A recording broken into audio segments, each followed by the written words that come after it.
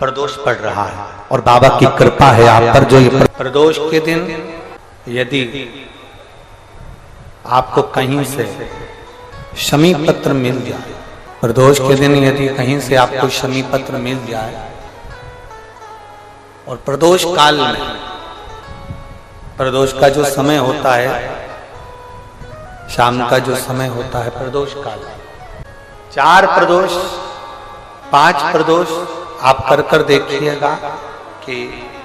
आपका कोई काम है, कोई नौकरी के लिए आप अप्लाई कर रहे हैं, कोई समस्या बड़ी विकट आ गई है, कोई तकलीफ विकट आ गई है, कोई समस्या विकट आ गई है,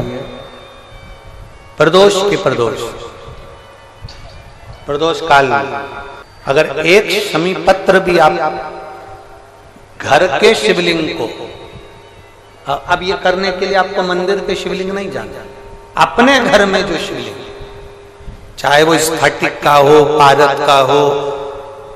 कंकर शंकर का हो, लकड़ी का हो, जो शिवलिंग तुम्हारे घर में, कांच का हो, चाहे वो नर्मदा के कंकर का हो, नर्मदेश्वर हो, पाषाण का हो, जो शिवलिंग, चांदी का हो, सोने का हो, तांबे का हो, पीतल का हो, जो शिवलिंग तुम्हारे, एक शमी पत्र यदि आप भगवान शंकर के शिवलिंग पर समर्पित कर रहे हो और उस शमी पत्र को उठाकर रात्रि को 9:15 की जो एक मुहूर्त होता है, एक समय होता है, जिस समय पर हम अपने मन की बात भगवान शंकर को कहते हैं, पूर्व में भी इसका वर्णन हम कर चुके हैं कथाओं में, उस 9:15 पर वो शमी पत्र को उठाकर एक कागज में, एक कटोरी में उसको रखते थे। 4 या 5 प्रदोष के उस शमी पत्र को अपने पास में रखिए और जिस कार्य के लिए जा रहे हो उसको जेब में ऊपर के भाग में उसको रखकर लेकर जाइए, आपका वो कार्य सफल होकर ही रहेगा, वो रुक नहीं सकता। शमी पत्र में इतना बल होता है, प्रदोष का जो शमी पत्र होता है वो बड़ा बलवान होता है, बड़ा प्रदोष, शिवरात्रि,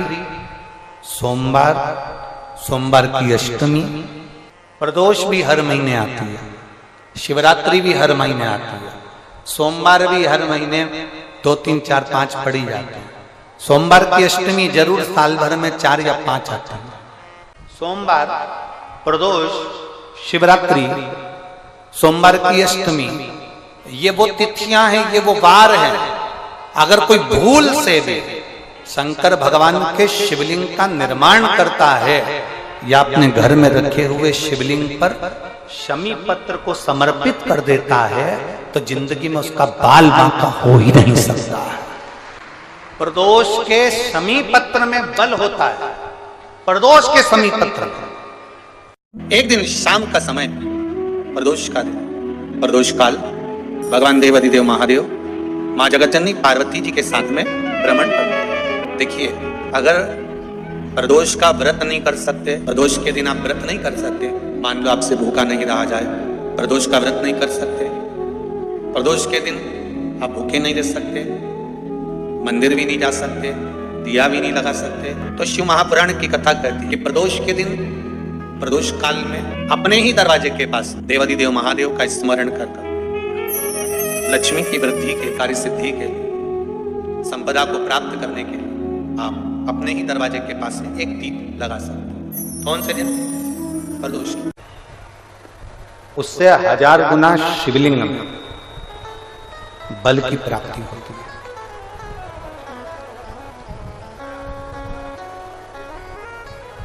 प्रदोष के दिन यदि आपको कहीं से शमी पत्र मिल जाए, प्रदोष के दिन यदि कहीं से आपको शमी पत्र मिल जाए और प्रदोष काल में, प्रदोष का जो समय होता है, शाम का जो समय होता है प्रदोष काल, 4 प्रदोष 5 प्रदोष आप कर देखिएगा कि आपका कोई काम है, कोई नौकरी के लिए आप अप्लाई कर रहे हैं, कोई समस्या बड़ी विकट आ गई है, कोई तकलीफ, बड़ा गला पकड़ रहा है बेटा, कोई तकलीफ विकट आ गई है, कोई समस्या विकट आ गई है, प्रदोष के प्रदोष काल में अगर एक शमी पत्र भी आप घर के शिवलिंग को, अब ये करने के लिए आपको मंदिर के शिवलिंग नहीं जाना, अपने घर में जो शिवलिंग, चाहे वो स्फटिक का हो, पारद का हो, कंकर शंकर का हो, लकड़ी का हो, जो शिवलिंग तुम्हारे घर में, कांच का हो, चाहे वो नर्मदा के कंकर का हो, नर्मदेश्वर हो, पाषाण का हो, जो शिवलिंग, चांदी का हो, सोने का हो, तांबे का हो, पीतल का हो, जो शिवलिंग तुम्हारे, एक शमी पत्र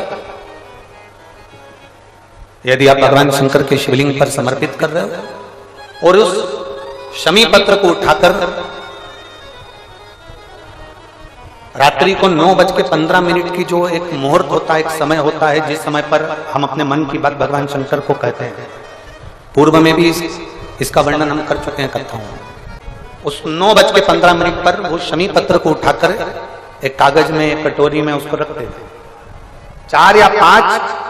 प्रदोष के उस शमी पत्र को अपने पास में रखिए और जिस कार्य के लिए जा रहे हो उसको जेब में ऊपर के भाग में उसको रखकर लेकर जाइए, आपका वो कार्य सफल होकर ही रहेगा, वो रुक नहीं सकता। शमी पत्र में इतना बल होता है, प्रदोष का जो शमी पत्र होता है वो बड़ा बलवान होता है, बड़ा।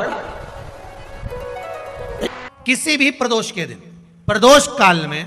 एक बार लगा दे, उसके बाद में अपनी कामना कर कर बेलपत्री। एक छोटा सा उपाय अवश्य करिएगा। अगर बच्चे कोई एग्जाम में बैठ रहे हैं या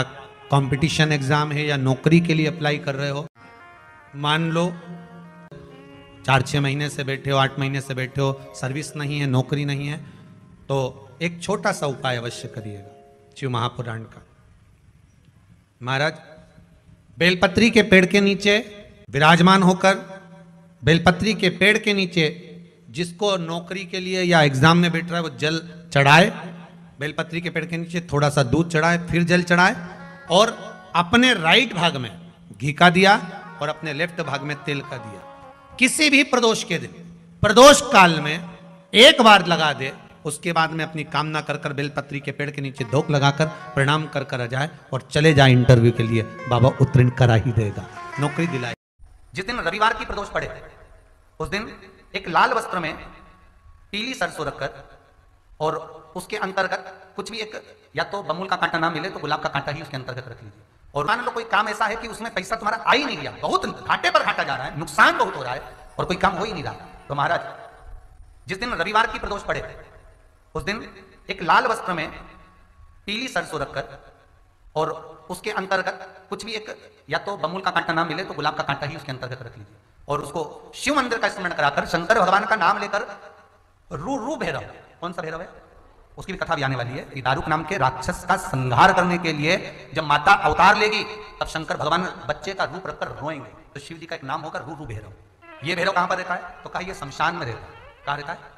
ये भैरव? शंकर का जो एक अवतार है रू भैरव, ये भैरव अवतार शमशान में रहता है। तो इस भैरव का काम क्या है, तो कहा शमशान में, शमशान की जो अग्नि होती है भले की लकड़ी रहे, भले उसमें कोई पदार्थ डाले ना डाले, थोड़ी देर में वो अग्नि रू आवाज, हल्की सी शमशान की जो अग्नि जलती है उसमें एक आवाज आती है। आप वैसे कोई अग्नि जलाएंगे ना आवाज नहीं आएगी, ध्यान देना। हमारे शमशान में अगर जो लोग गए होंगे मुर्दा जलाने के लिए, तो अगर वो एकांत में बैठेंगे तो उसमें से एक आवाज आती है रू रू। तो शिव पुराण कह रही है कि उस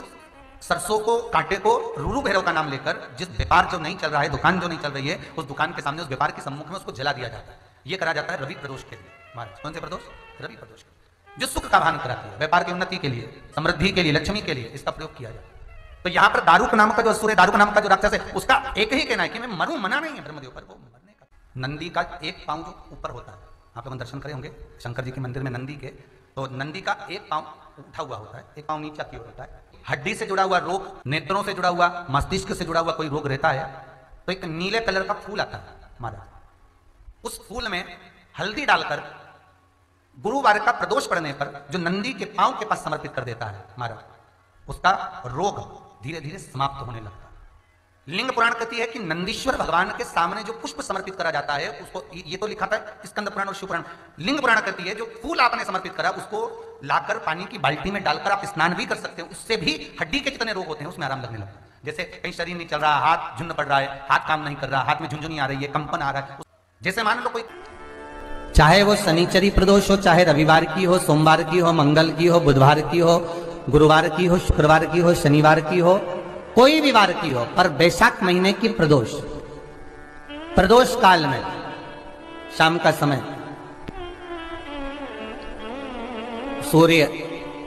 डूब रहा हो, बस डूबा ही हो, और उस समय पर सूर्य के डूबन के तुरंत बाद बाबा को धतूरे के साथ में बेलपत्री ना चढ़ाते हुए बेलपत्री के वृक्ष के 7 कांटे बाबा के शिवलिंग पर समर्पित करे जाते हैं महाराज, अपनी जिंदगी में अड़चनों को हटाने के लिए। फिर आप जिस व्यापार में उतरे, जिस व्यवसाय में उतरे, जिस नौकरी में उतरे, आप दिल से करें, आपको तरक्की मिलेगी। आप हार नहीं सकते, नीचे नहीं आ सकते, उन्नति पर ही चढ़ेंगे। प्रदोष